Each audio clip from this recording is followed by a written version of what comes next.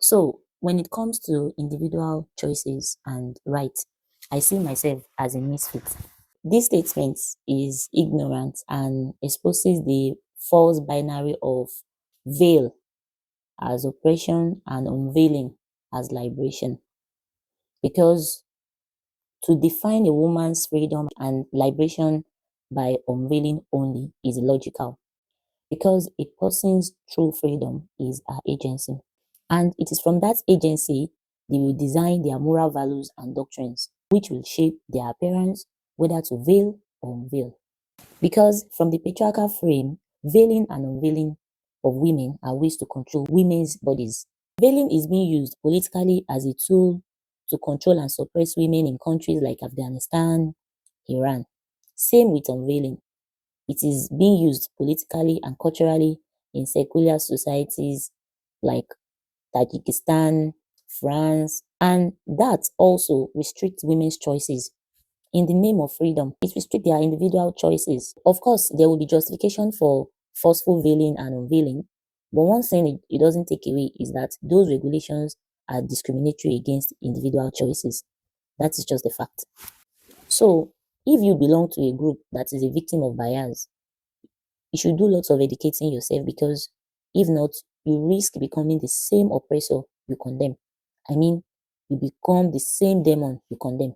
Because these inconsistencies in how freedom is defined are products of lies and manipulation.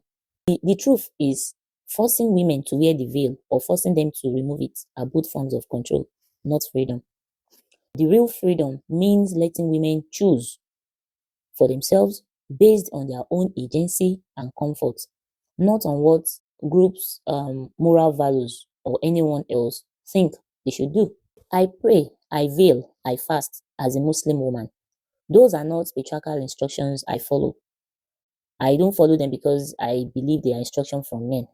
It is problematic to say a woman who chooses to veil herself is patriarchal because it will be problematic to say the same if a woman chooses to unveil.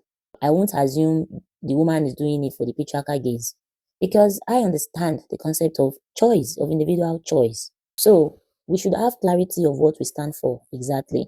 We should have. You don't need to agree with every doctrines or values, but genuinity requires understanding the concept of freedom of choice to choose such doctrines and values, even if you don't agree with them or with it. So Muslim women have always spoken up about girls and women's issues, and they have challenged unfair treatment and status quo of how religion is used to privilege male. So you don't even need to read lots of books to get this fact. It is an historical fact and a current fact. There are Muslim women out there that are speaking up. So those women might not have used modern words like misogyny, sexism, patriarchy, or even feminism. They were still fighting the same problems. Thinking that Muslim women speaking out today is something new shows a lack of understanding of history. It is not new. I belong to a very marginalized group. I'm a woman, a black woman, African, Muslim, a veiled one. So I never get to fit in anywhere and I don't want to. I see myself as a misfit because I never want to be a partaker of abuse of another human being. So I don't want to fit in anywhere out of convenience. I only want to fit where it matches with my own life set values of justice and equality. We should do well to constantly educate ourselves and see through our own intentions of why we are doing whatever it is we are doing or why we are calling out whatever injustice we are calling out.